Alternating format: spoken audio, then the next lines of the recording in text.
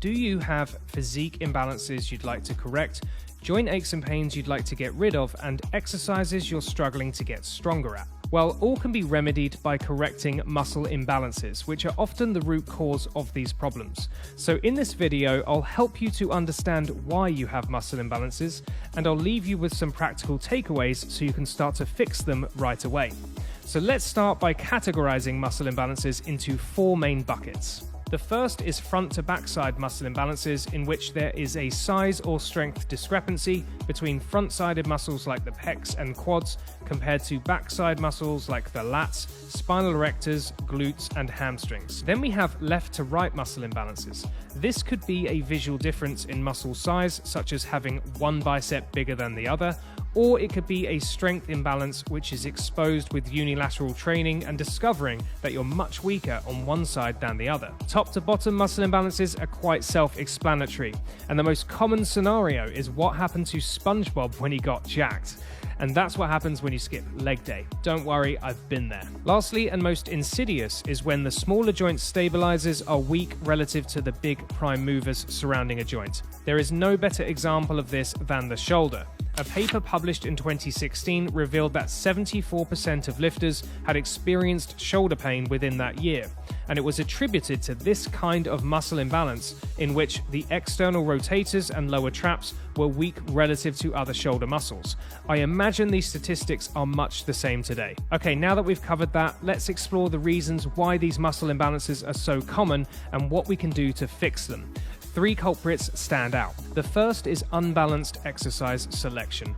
Many people will base their exercises on the muscles they want to see pop. For men, mirror muscles like the pecs, shoulders, and arms tend to be favored, and for women, it tends to be all about the glutes. The problem with choosing exercises based on aesthetic goals is that it means you're probably neglecting muscles that have important strength and stability roles in the body. So how do you balance your exercise selection yet still cater for your aesthetic goals?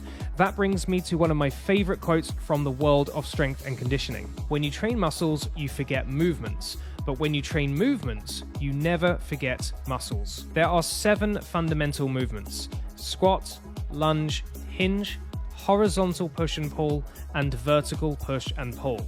Most exercises that you do in the gym fall under one of these categories, and it's a good rule of thumb to try and have a balance of these movements across your training week, whether that's once, twice, or thereabouts. It's also a good idea to mix bilateral and unilateral exercise variations for each movement.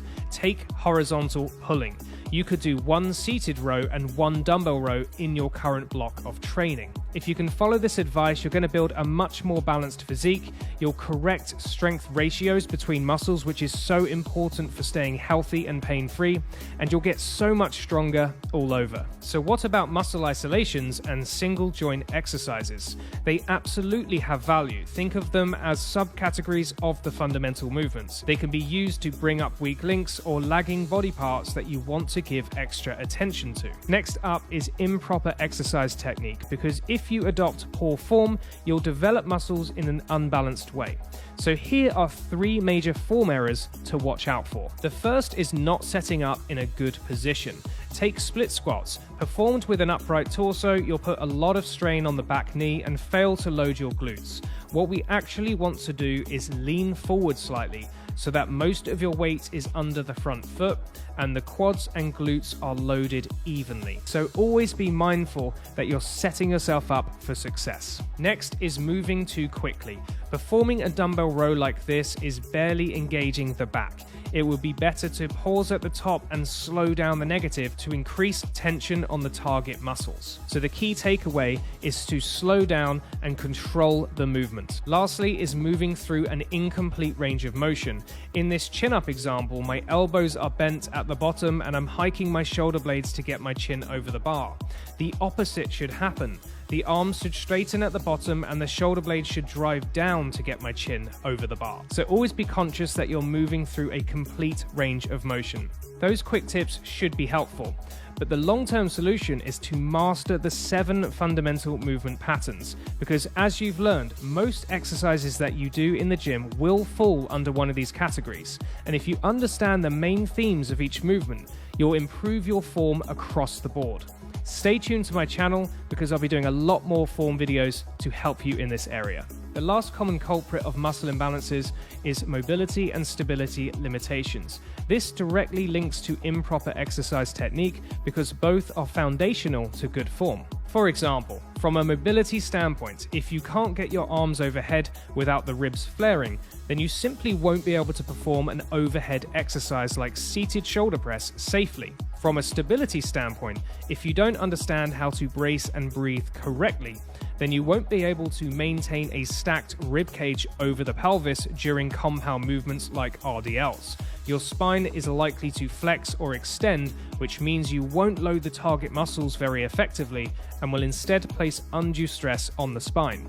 Fixing mobility and stability limitations is way beyond the scope of this video, as both are complex topics. But the solution is going to involve dedicating some time to performing exercises that will improve your mobility and stability. For example, exercises like the 90-90 hip stretch are great for improving hip mobility, and exercises like dead bugs are great for improving core stability. You can include mobility and stability exercises within your weight training workouts, but if it's a big limiting factor for you, then it's going to be wise to dedicate some time separate to the weights to work on these all-important fitness attributes. I personally like to do a short routine 2 to 3 times per week paired with cardio. Again, stay tuned to my channel so you can learn more about these areas of fitness. Okay, that was a lot to take in, so let's summarize the key takeaways. Train movements over muscles, ensuring that you balance your exercises across the 7 fundamental movements. Be conscious of good form and work towards mastering the 7 fundamental movements.